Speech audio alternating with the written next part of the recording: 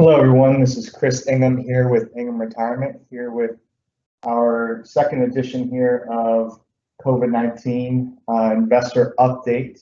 Really, the purpose of this presentation is to talk specifically about the investment landscape as it pertains to, of course, COVID-19 and keeping in mind the long-term retirement investment objectives. A lot of things have changed pretty rapidly here. We're even, living in a different world today than we were on Tuesday when I gave this presentation first to many of your peers. If you did hear Tuesday's presentation, this is going to be largely the same, so you don't need to necessarily stay with us here. I also will be having a recording of the presentation posted and accessible through our website. That link is not available yet, of course, but we will be working within the next couple of days to try and get that up there. Should be under a tab that says media or something along those lines, that we're adding that feature to our website. Anyhow, I want to try and keep things pretty concise here. Going to try and keep it to about 30 minutes, may go slightly longer than that. Feel free, of course, to drop off anytime if you can't stay with us, but want to make sure that I get you all the information that you need and get everyone's questions answered. I do want to address a couple of things really quickly here, just based on some questions some of you sent in already, as far as accessing information online. You can access your performance of your account. If you go under the performance tab on your Ingham account, you should be able to go ahead and see over any period that you set. You can set a custom period if you'd like to see the year-to-date returns. There's also a tab there for monthly or annual performance if you want to see how your investments have actually performed over a period of time. So in addition just to being able to access your contributions and investment information on your dashboard there. Anyways, I want to go ahead and get started here. Again, really want to first put things into context briefly, just to make sure we're all thinking about this the same as far as the coronavirus and how it's affected our economy. We're going to dive in after that to the investment questions that we've been really getting a lot of over the last few months. Very much the same as far as what should you do, what should you be thinking about, how do you really position yourself as the environment continues to change. So we'll be going into that. We'll talk a little bit about the Ingham models. Many of you are likely invested in the Ingham investment models that we put together. So we'll talk a little bit about how we go about managing those and our philosophy there. We'll also talk about the idea of revisiting your investments, right? How to go about that and when's the right time to perhaps make any changes. I'm going to touch very briefly on the CARES Act provision that was passed by Congress within the last couple of months to give increased access to retirement plans for those in need that have been affected by COVID-19. And we're going to talk briefly about the idea of revisiting your budget over this time and some of the financial benefits that may have. As I hope everybody can see the messages, I've sent a couple already through the Q&A function. You should have a tab on the side of your screen where you can send me questions. I can see those. I generally will address those primarily at the end of the presentation if you'd like to send any questions my way. So again, just putting things a little bit into context here about COVID-19, right? Originally, a lot of comparisons were drawn to the flu virus, a lot of debate over, whether some of the provisions were a little bit over the top or whether they were appropriate. But certainly, I think there's no doubt at this point that the spread and the mortality rate of COVID-19 has differentiated itself from, that of the common flu virus and some of the other things that we've experienced over the years. To really greatly affect our day-to-day lives.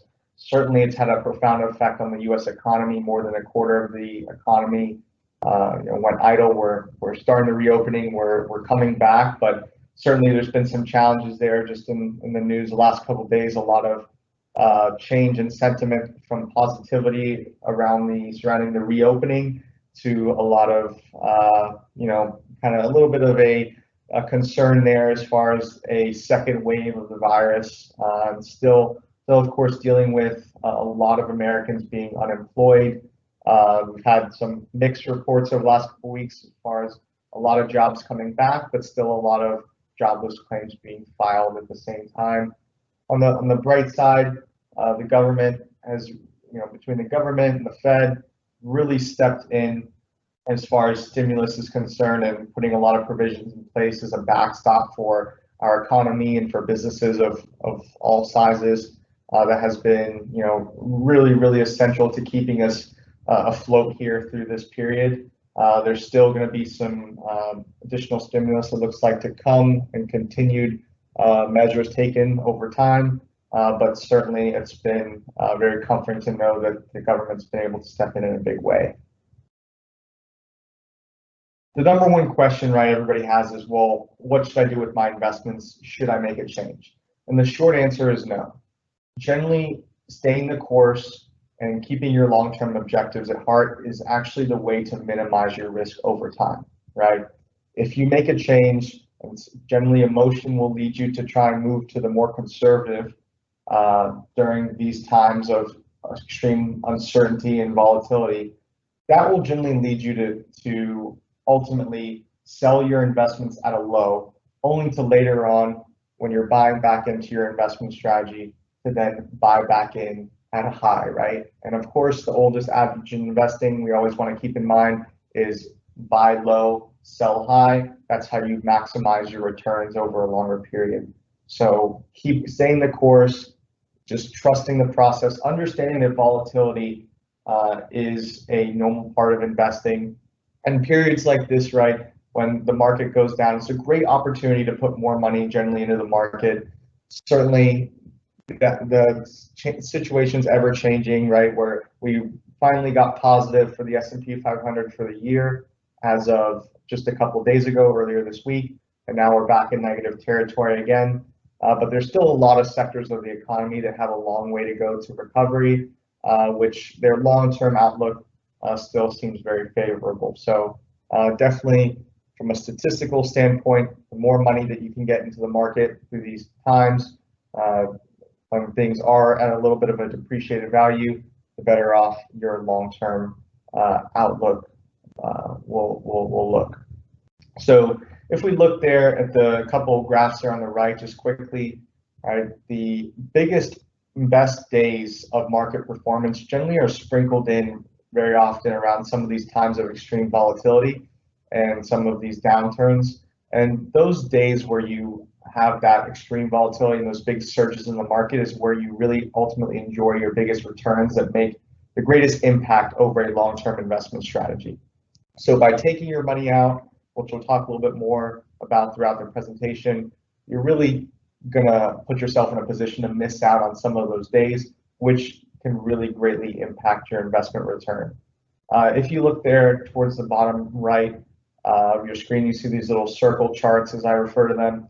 The longer period of time that you have invested, the better your odds look, right? So if you're talking about going to the casino, the odds are always in favor of the house, right? You have less than a 50-50 chance whether you're talking about any given day or over a longer period of time. But when you look at the stock market over its history, and the graph here that we're looking at goes from 1928 to 2018, you have from month to month over a 62% chance of having a positive return in the market. And if you expand that out to 10 years, that percentage goes up to almost 95% chance that you're going to have a positive return. And that includes a lot of the big historical market downturns and events, whether you're talking about 2000, 2008, 2009, the financial crisis, or the dot-com bubble of 2000. All of that is included in these statistics. So just something to keep in mind there, that all volatility and market downturns is all part of the process. We referred to a second ago the idea of moving your money out of the market and some of the opportunity costs that could have. And that's a question that we've been getting a lot, especially a few months ago, is should I move my money to the money market to take some risk off the table? I don't want to lose all my money. That's kind of the concern that I hear very often. And again, moving your money to the money market, what you're actually doing. And a money market, just in summary again, is a investment vehicle. It's a fund offered within most 401k plans, where you can essentially convert your investment account into a savings account, right? It's basically you're earning a marginal rate of interest, but you have little to no risk in those types of accounts. But what you're doing, again, you're converting that investment account into a savings account. And if the market goes up, realistically, you're left in the dust. Certainly, you're protecting yourself to the downside. But like I said, a lot of opportunity, a lot of growth potential, especially when you have periods of volatility and you have the market at its appreciated value. So the more that you can keep that money invested, the better off you're going to be. The other issue is, well, if you lock in those losses, right, you sell your growth assets at a depreciated value, right, again, selling at a low, then the next question is, well, when do you get back in? And I have some clients that ultimately did end up moving their money to something a little bit more secure, whether it was a money market or a more conservative investment. And now they're in a very difficult position because the markets continue to go back up and there's still a lot of uncertainty, right? You see the market has taken a couple steps back here the last couple days. So now it's, do you put the money back in, having missed out on a lot of the gains, but with a lot of uncertainty still looming, or do you wait longer to allow things to continue to be more stable and for confidence to come back even more? So it's a very difficult position. We'll talk a little bit more if you are in that position. We'll talk a little bit more in a moment as to some ideas of how you can go about getting back into the market in order to minimize your risk. Another question I've been getting a lot is, well, what about my contributions? Should I just perhaps stop putting money in or put a little bit less in during this time? What will happen is it's very disconcerting at times, right? When you do have the market that's on the way down, to watch money go into your account and then see the value continue to drop as you're putting money in. However, when you are putting money in during periods of time where the markets depreciate again, it is a great opportunity to set yourself up for long-term gains, right? If you look there at the bottom left, that very simple bar chart there, you'll see from 2007 to 2013, those investors that continue to contribute money into their investment accounts and that were able to stay the course with their investment strategy ultimately saw an average of an 86% increase over that period of time. So this instance, of course, is not identical to what we've experienced in 2008, 2009. In many ways, it's a lot more it's a lot more volatile and a lot quicker as far as how the markets reacted to COVID-19 versus the housing crisis. A lot different too in many facets, right? You're talking about 2008, 2009, a situation where the market collapsed as a result of a systematic imbalance in our financial system. Now we have a very, very strong, stable financial system in the private sector that's actually been able to help provide a lot of liquidity and a lot of help to those of us that have been struggling through this period of time. So it's a very, very difficult situation, and it has happened at a greatly accelerated pace. We did see the quickest drop in the market history back in February when we saw COVID-19 really start to hit hard and the market to take notice.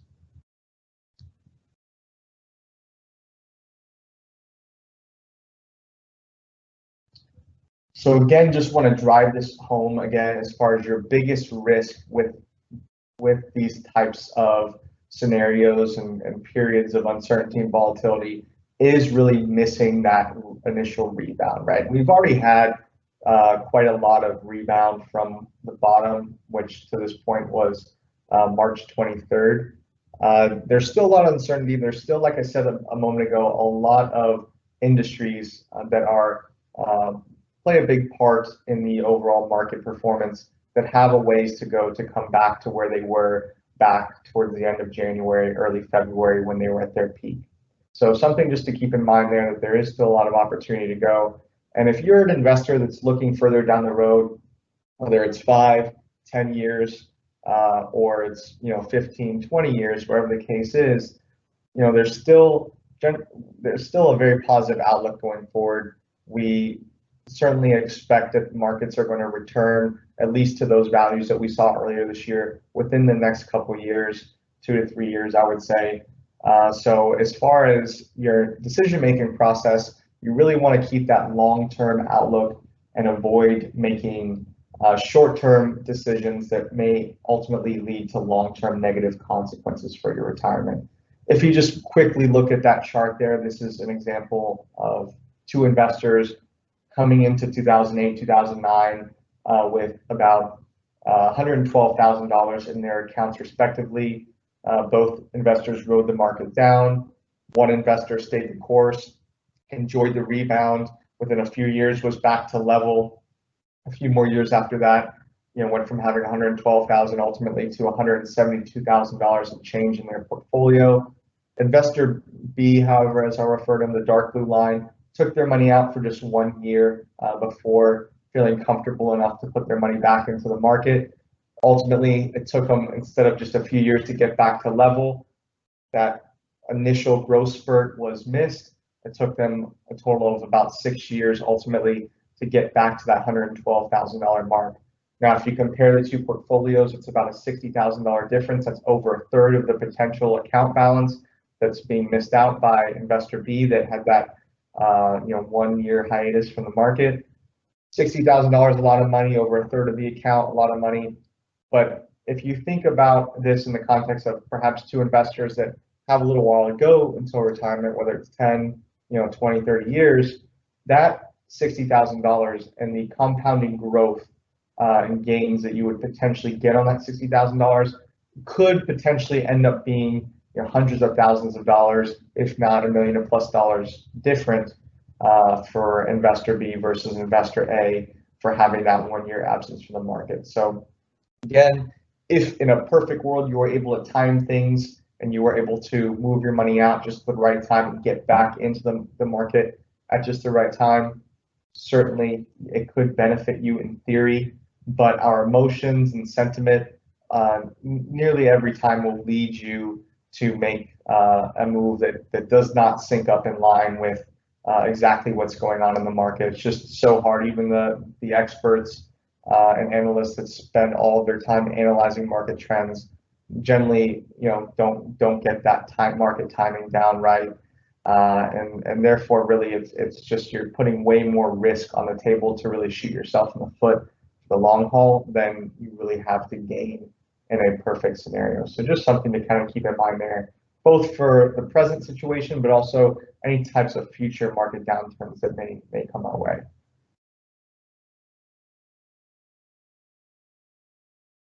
I've talked a little bit here about some of the concerns and so forth of the market, but I want to focus here for a second on some of the really positive things that have been going on. So again, as I mentioned earlier, really strong financial system that's been a great backstop providing liquidity and support for both individuals and businesses alike. The government stimulus, which I'll give you some images to look at in the next couple slides to show the magnitude of that, has been really unprecedented. There's been low oil prices as a result of some geopolitical conflicts surrounding oil. Of course, low oil for many industries, low oil prices is great for their businesses and ultimately great for the economy and the stock market. Low interest rates. The Fed just came out and said that they're going to continue to see interest rates close to zero for the foreseeable future. That makes it, of course, really easy to borrow, increase liquidity in the market. Another great sign for the stock market going forward. And of course, there's a lot of pent-up demand, right? We're all sitting at home for the most part, put our normal day-to-day lives on hold, whether it be business or social activity. There's going to be a lot of people anxious to get out there and spend money and to enjoy themselves and try to get back to some semblance of normalcy as soon as possible. Ultimately, that should prove to be very positive for our economy and for the stock market going forward. The reopening has been progressing, say, up until the last couple days. The sentiment was very positive. There is some concerns in certain hotspots. The second wave, I think, if we really be honest about the expectations, going back a few weeks or a few months, that certainly was something that we expected when we did have a reopening. But for that, we just kind of have to wait and see how that goes.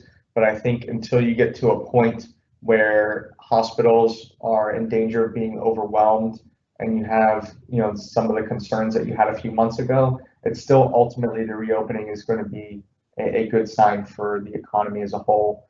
We talked about jobs as well. There are jobs coming back, although there are jobs that are still being lost in the process. So something to kind of wait and see on that as well. But if we look here at this chart on the right, history, statistics, still in our favor. If March 23rd proves to be the bottom, which I think most experts and analysts would agree that that's the most probable scenario, is that March 23rd be the bottom of the market. The next 12 months after the bottoms that we've seen in the past in related crises has proven to be very, very lucrative for financial markets and for investors.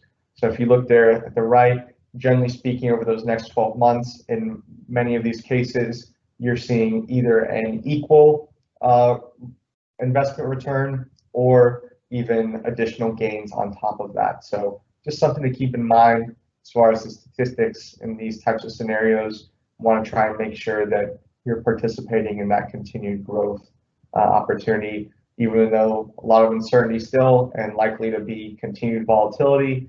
You always want to try and keep the statistics in your favor, especially for a long-term investor. This graph here, right, as I mentioned a moment ago, is just a depiction of some of the government stimulus. This is actually going all the way back to March 31st, so there's been a lot that's changed since then. But just to give you an initial kind of snapshot here to show you the scale and how quickly a lot of the stimulus and these funds came into the market to really provide a backstop for the global economy. You're talking about over $7.2 trillion of committed capital over a very short period of time, far beyond anything that we saw during the global financial crisis back in 2008, 2009. That's really been a huge differentiator and why markets have been able to come back so much in such a short period of time. So knowing that global economy and governments are able to step in as needed to provide that type of backstop has provided investors with a lot of confidence that markets are going to be all right and are going to continue to come back. So just something to give you a little bit of context here is the scale and magnitude of this stimulus. All right, so if you are an investor that perhaps took some money either out of the market and put it into a money market, or downshifted your strategy to something more conservative, and now you're left with the question of, well, how do I get back into the market, reposition myself based on my long-term goals, and ultimately avoid additional risk and really having long-term consequences of COVID-19 as far as your investment portfolio is concerned? Then this is really the best way to go about it, statistically speaking, is dollar cost averaging, right? Dollar cost averaging, you may have heard of before. It's inherent with 401k plans. It's effectively, if you are contributing to a 401k or 403b and you are making regular payroll, have regular payroll deductions that are contributing money into your plan, it's generally contributing a pretty consistent amount at each pay period, which is purchasing into your investment strategy. As the market goes up and down, the cost of shares within that strategy generally changes. So what ends up happening is when things are cheaper and things have done a little bit worse, you're able to buy a little bit more into that, right? So you're able to buy more shares with the same amount of money. When the market goes up, you're able to buy less shares. Ultimately, what that does is it reduces your average share price over time. So that, of course, reducing your average share price is going to set you up and better position you for long-term investment gains on your investment. So what you can do, rather than, of course, because now you're talking about moving money just simply within your existing portfolio, so you're not talking about payroll deductions here. But what you can do is, rather than taking all your money from one day to the next and rapidly changing your strategy, if you have some concerns that the market's going to continue to be volatile, we may see kind of a second bottom drop out of the market here, which is certainly a potential scenario that's being discussed. You can ultimately ease some of that money back into the market over a period of time, whether it be a few weeks or a few months, however you'd like to go about it, how aggressively you feel like you need to get that money back in. But that way you're kind of hedging your bet. If the market continues to run up for the most part, we don't see a second bottom, then you will have participated at least partially in the recovery. If the bottom does drop out of the market again, at least you haven't simply rode the market down to take your money out and ultimately put it back in at another high and then ride it down again. You're only putting a portion of the money in there so that you don't, simply just experience the full brunt of a second downturn. So again, I'm not here to tell you exactly what the market's going to do, because not only do I not know, but generally nobody really knows exactly what's going to happen with the market going forward. Long term, the outlook certainly looks very positive, but in the immediate future, there's still a lot of uncertainty that's certainly been reinforced and made very evident over the last couple of days in some of the changes in sentiment. So I want to talk a moment here about what Ingham has done with their portfolios. Many of you, I'm sure, are invested in our model portfolio strategies. Just really quickly recapping about those. They are models that we build based off the funds available within your 401k plan. Those funds are hand selected between our investment committee, which I'm a part of, and your investment committee of your firm.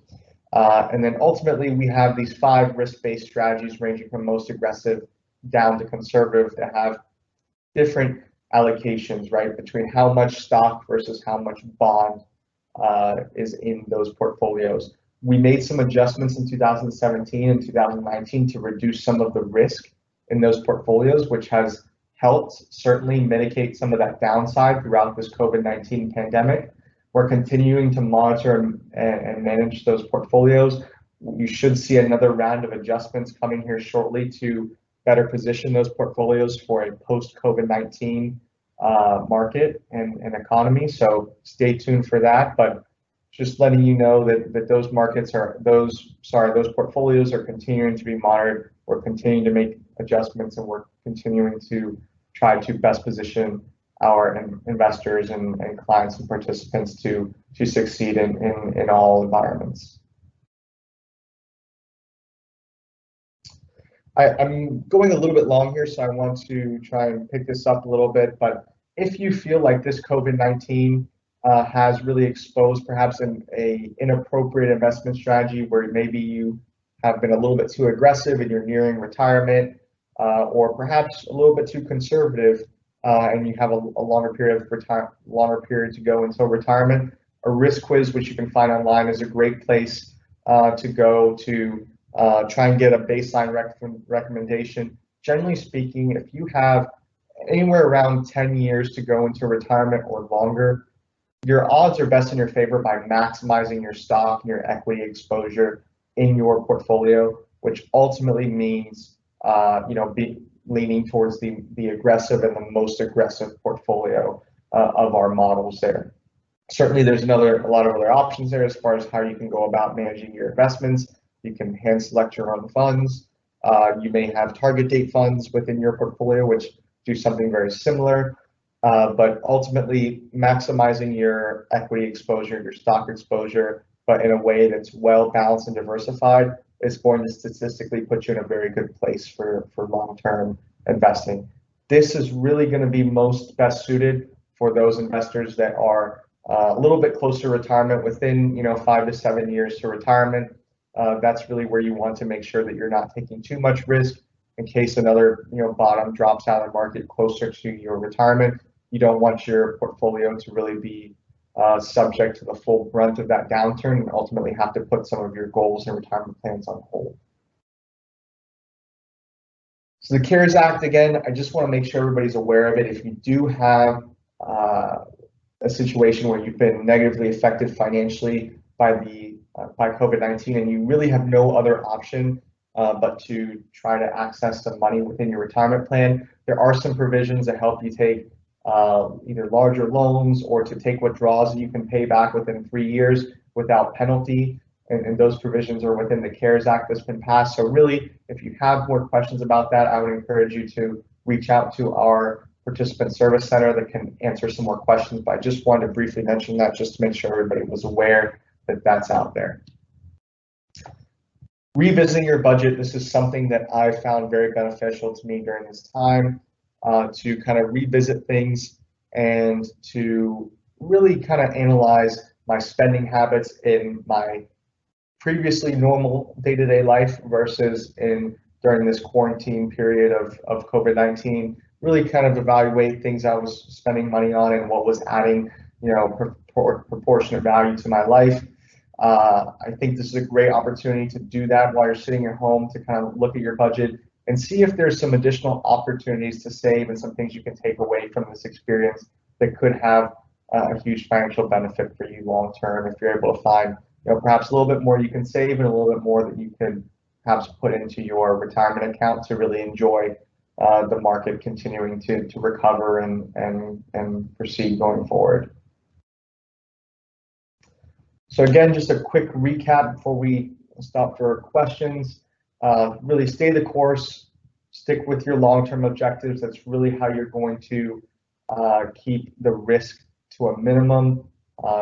Keep that money going into your plan and be patient, right? This situation is very volatile. It's really unprecedented in a lot of ways. So there's still a lot of uncertainty and there's going to be a lot of changes in sentiment. As I said, there's a different feeling around the sentiment today than there was even just a couple of days ago when I first gave this presentation to some of your colleagues. So just keep that in mind, be patient, keep that long-term outlook, keep contributing, keep that investment strategy that's appropriate for you, utilize the resources, reach out to us if you need help, and I feel very confident that that's a recipe for success. Here's the number for our participant service center here, option 5. That is going to take you right to them. They can answer questions you have, whether it's about CARES Act or accessing your account, password help, anything like that. You can also shoot them an email. If you have specific investment related questions, then they will kick those to me. I'm certainly available. Also, if you have access, you feel free to go ahead and send me questions now. I'm going to hang around for a few minutes to see if there's any questions that come in, and I can either address those to the group, or I can respond privately to you as well in the Q&A function that I have available here. So thank you everybody so much for participating. I know we've gone a little bit over time here, but I hope everybody can take something positive away from this webinar and that they can apply to their finances and to their long-term investments in their retirement plan. And again, everybody stay safe, and thank you so much for spending a few minutes with us.